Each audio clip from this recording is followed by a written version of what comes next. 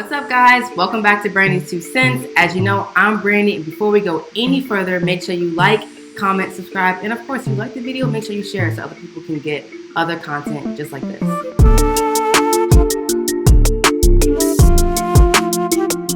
Y'all see my big brother over here, Gabriel? What's going on? As far as y'all are concerned, his name is Gabriel, your financial friend. Yeah, I like that. We're gonna trademark that. That's sure. I'm here for it.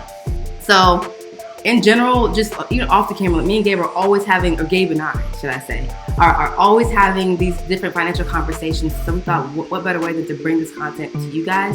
So today we're gonna get into savings accounts. I think my first question is, the verdict is out. Are they a scam? Like, do you think savings accounts are a scam? That's a good one. We talk about this a lot. So I would say by the true definition of scam, like getting over on somebody, savings accounts are not scams.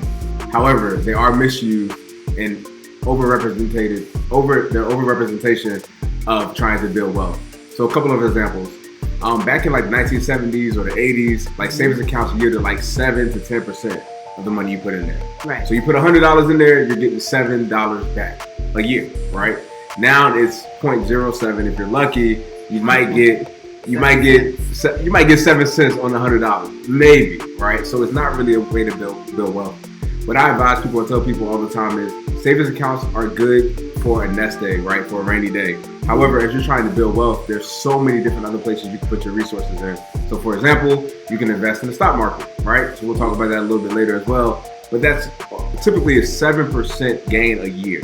Just an average S&P, put your money in a safe stock, a mutual fund or an ETF, you'll make 7% a year, right? So just imagine the money that you have in your savings, putting that into a safe investment. I'm not talking about a Dogecoin or anything like that. Just, your typical, your Apple, right? Your Apple's, Microsoft, your utility stocks, 7% a year.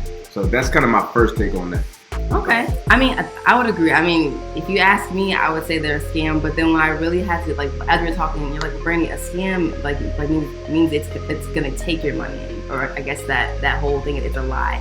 So I think after you explain it, I'm like, all right, I agree. It's not a scam, but there's just so many other avenues that we can put our money in and kind of be able to build that generational wealth.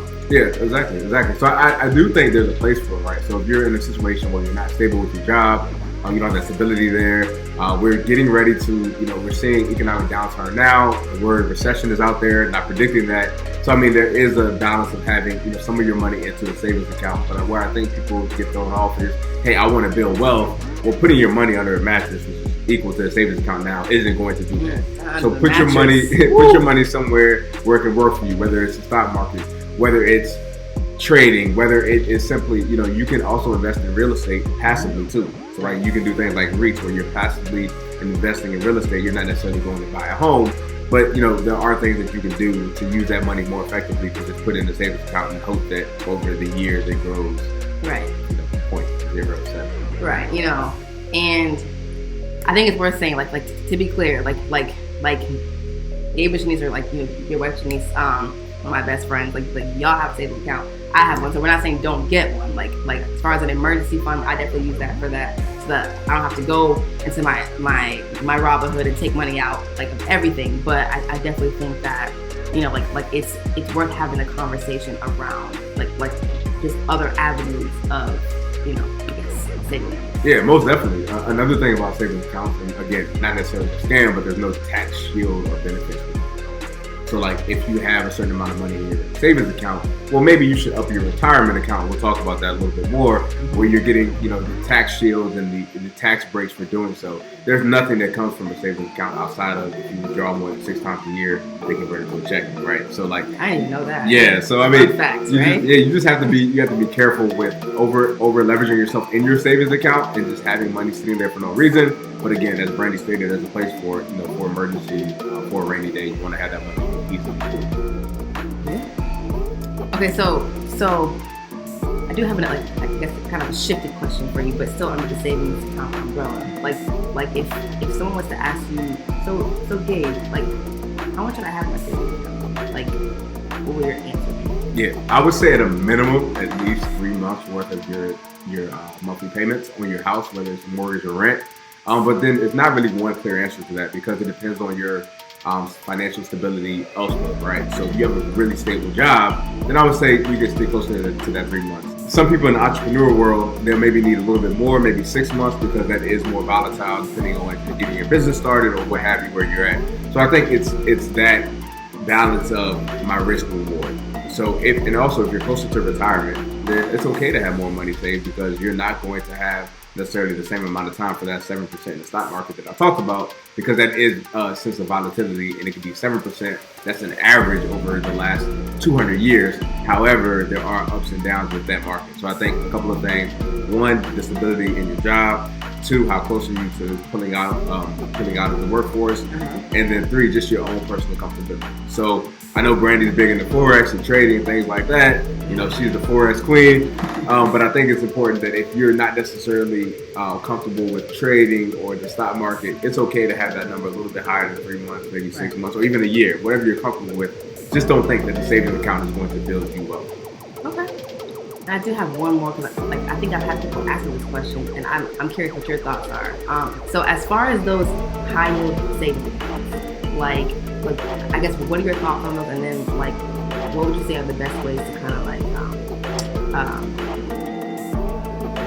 I guess leverage them?